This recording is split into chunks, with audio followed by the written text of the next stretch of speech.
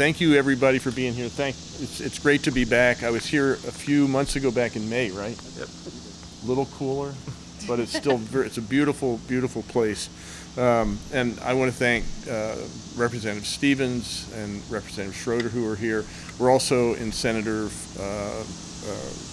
Maria Collette's district. I just want to pay tribute to her. I think she's in Greece, right? I think she's out of town. So let me start by saying access to clean drinking water is a fundamental right of every Pennsylvanian. And that's why I am pleased to be announcing right here $3.8 million in grants to fund water treatment in Horsham, Warminster, Warrington, and Warwick townships. These 4 communities have implemented very costly, as you can see behind me, filtration systems to remove PFAS, PFOA chemicals from their drinking water. And these chemicals, I think everybody knows the story, they were used at nearby military installations, including the Willow Grove Naval Air Station, which is less than a mile from here. They were used to fight fires and to train first responders. And only after decades have passed, after they soaked into the ground, leached into the water supply, and became difficult to clean up, did we realize that these chemicals have negative effects, health effects, some of which we're actually still learning about. Today, I am trying to lessen 2 undue burdens for these communities. First, this project is helping to ensure that there is no health risks from the drinking water in this area, from drinking water out of the faucet. Second, I'm helping to reduce the huge financial burden of cleaning up an environmental mess that the people in this area did not cause. That is really important. Since they didn't cause it, they shouldn't have to pay for cleaning it up.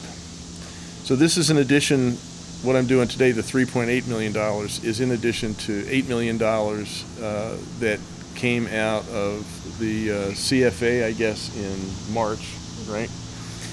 It's also in addition to $10 million in funding from 2016 that came out of Penvest.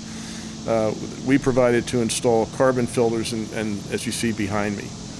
Today's announcement is not the end of my commitment to this issue, nor is it the end, nor should it be the end to the commitment to provide clean water to every Pennsylvanian in every community all across the Commonwealth. The PFAS team, the action team, which I formed last September, is continuing to meet to determine the extent of contamination and the need for further action.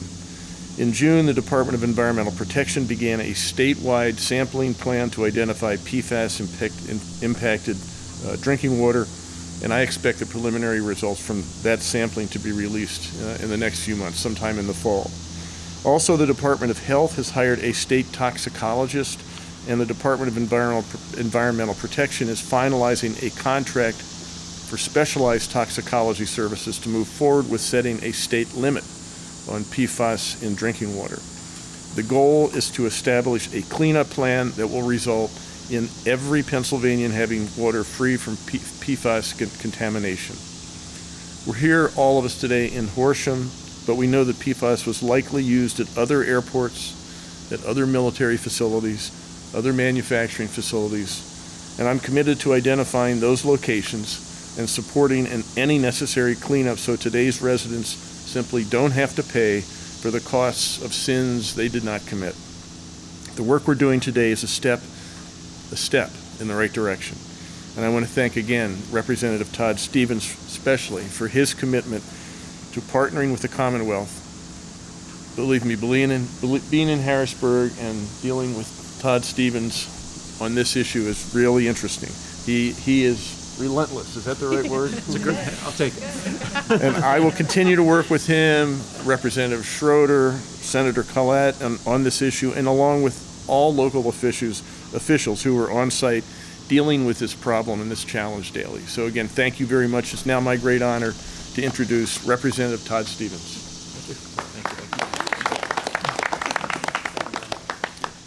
Well, thank you, Governor. And Governor, I do just want to say, we've been spending a lot of time together lately.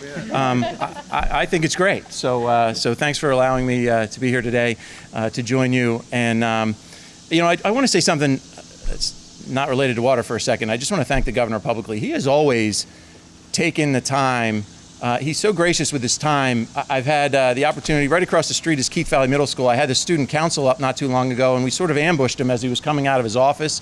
Took the time to meet with the students, spent about 20 minutes with them, and then just last, I guess 2 weeks ago, spent some time with some interns and staff members in my office up in the governor's office. Again, always gracious, and I just want to thank you for that. But most importantly, and the reason why we're here today, thank you for your steadfast commitment to the people of our communities as we work to ensure that they have clean, safe drinking water. You know, ordinarily I'm standing here pounding a podium, venting my frustration with the fact that the federal government is not fulfilling its obligations to our communities. And that is still true today. But I want to focus on how, in the face of a great challenge that jeopardized public health, we work together, as government should, to solve a problem. Horsham, Warrington, and Warminster now have the highest water standards in the nation, thanks to the efforts of local government officials like those people behind me, including Greg Nesbitt and Mark McCouch here in Horsham. When confronted with a serious public health crisis, these officials took action, researching the issue, exploring potential solutions, and then adopting plans to ensure their communities would have safe, clean drinking water. Sometimes those plans were not very popular. Sometimes, as you'll hear, people complained about the costs.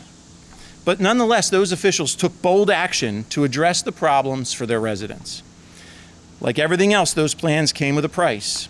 Working together with Governor Wolf, as you heard, and his team, I, along with then Representative Bernie O'Neill and Representative Kathy Watson, and now Representative Megan Schroeder and Representative Todd Stephens, who unfortunately couldn't be here today, helped to secure $18 million from the Commonwealth for critical infrastructure. But unfortunately, the local ratepayers have also been bearing some of the costs in these communities to remove these contaminants that the federal government has left behind in our drinking water. It's simply not fair to ask hardworking families, many of whom are dealing with the potential health issues as a result of consuming the drinking water for so many years, to pay these costs. During this year's budget process, I, along with my colleagues, Representative Schroeder and Representative Polanchak, worked again with the governor and his staff to secure funds to relieve the unfair but necessary surcharges in Warminster and Horsham, and to provide funding for additional critical infrastructure in Warwick and Warrington townships. This is how government is supposed to work. While we all acknowledge the federal government should be the ones fixing our water, we didn't sit idly by pointing fingers while our residents drank contaminated water. We worked together, Republicans and Democrats, state and local officials, to solve the problem in these three communities. There's no question, there's a lot more work to be done. There are over 2,500 municipalities in Pennsylvania, and we know that many of them, especially local communities right around these three, are affected by this issue today, and we must address those issues as well. I've already met with leaders in other areas of the state who've asked me what they should expect to experience as they tackle the issues that they're now facing. I hope that the work that we have done here together for Horsham, Warrington, and Warminster can serve as a model to ensure that every community across Pennsylvania has clean, safe drinking water. And with that, I'd like to invite my colleague, Representative Megan Schroeder, up to address the group.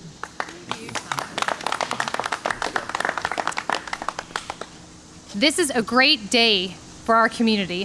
First, I want to thank Governor Wolf and Representative Todd Stephens for their commitment to finding a solution to a problem that's dragged on for far too many years. Because of the federal government's refusal to accept responsibility for its actions and clean up its mess, the residents of Warminster have had to absorb the cost of protecting their families and purchasing clean water. I'm happy to report that with this state funding, the ratepayers in Warminster will not see a surcharge added to their quarterly bills. This is so critical as we have many residents on fixed incomes and others struggling with their household bills who desperately need this relief.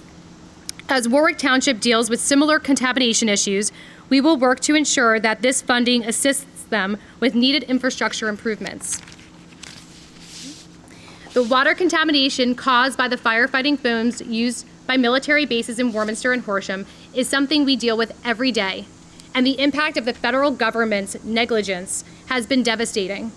Thankfully, we have individuals like Tim Hagee, the general manager of the Warminster Municipal Authority, and Michael Sullivan, the Executive Director of the Warwick Township and Water and Sewer Authority. These gentlemen are the boots on the ground to ensure safety for our residents. Once again, I want to thank everyone that is standing here today. Together, we will be able to obtain the financial support that will help us while we develop long-term infrastructure projects to deal with the PFAS and PFOA contamination here. Next, I would like to introduce Horsham President Greg Nesbitt. Thank you, Representative. You're welcome. Watch the microphone. Thank you, Representative Schroeder. Mark and Bill, please join me. So it was May when you were last here, Governor, and thank you, 3 months ago, to talk about Restore PA.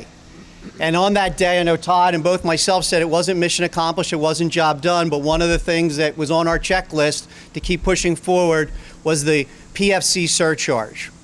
And just by way of history, that PFC surcharge was born out of an ambitious enterprise in the summer of 2016, when Mark, myself, Bill Whiteside, Tina, Todd recognized that there was a crisis of confidence in our public water supply. The Horsham residents were upset over what was transpiring with the PFC emergence and the lowering of the HAL level by the EPA. In response, Township Council and the Horsham Water Sewer Authority declared an unprecedented, meaning it had never been done before by a municipal water authority, an aggressive approach to non-detect PFC levels in our public water supply. In short order, not really sure exactly how we were going to pay for it, we achieved that goal in less than 6 months. But in that short order, Todd Stephens, through again his partnership with the governor in the form of PennVest grants, got us $10 million. That in and of itself was unprecedented. $10 million for filters like you see behind us. But to install these filters, to maintain these filters, to replace and maintain them does not come out with an additional cost. And so what was born out of that additional cost was something that I just received, again, as all our residents here in Horsham do when they open their water bill, is a PFC surcharge. And that PFC surcharge is a line item highlighted on the water bill. And it's not there by accident. It could have been put in with all the other water charges, and the residents wouldn't have known. They wouldn't have felt that insult to injury when they opened their water bill. But we, in conjunction with the Water Authority, said, no, we want the residents to see how much we're paying, and most importantly, from this point forward in 2016, we were going to pursue, behind the scenes with Todd and any representative that would listen to us, some mechanism to get that money back, some mechanism to stop the insult to injury charge. And we're here today because of the hard work with Todd and our ambitious work with Mark and Bill to try to get some funding for this, to now, as we move forward, soon, in the near future, see that line item eliminated. Now, that's not mission accomplished. We all here recognize there's one individual entity that's responsible for what transpired here, and that's the federal government. The federal government should be paying that. However, they have disavowed themselves from the non-detect standard, and hopefully in the near future the federal government will recognize that the PFC health advisory level needs to be lower, and we're very optimistic that the state, in its aggressive approach to this problem, is going to adopt an MCL level. But this is not mission accomplished. We're going to try and find more funding for the past surcharges that were imposed on these residents. We're going to move forward with to get funding for blood testing and to continue to press the federal government to stop the PFC contamination that continues with stormwater runoff in our water supplies. So this is not mission accomplished, but it is a huge, all caps, thank you to Governor Wolf, to Todd Stephens, and all the other representatives that were able to get this funding to at least check off one of the boxes that's on a long list of to-do. So thank you, folks. Thank you for the media coming, and hopefully we'll publicize this to see a job well done by the state government, not the federal government, and we will move forward with our continued ambitious goals here. Thank you, everybody.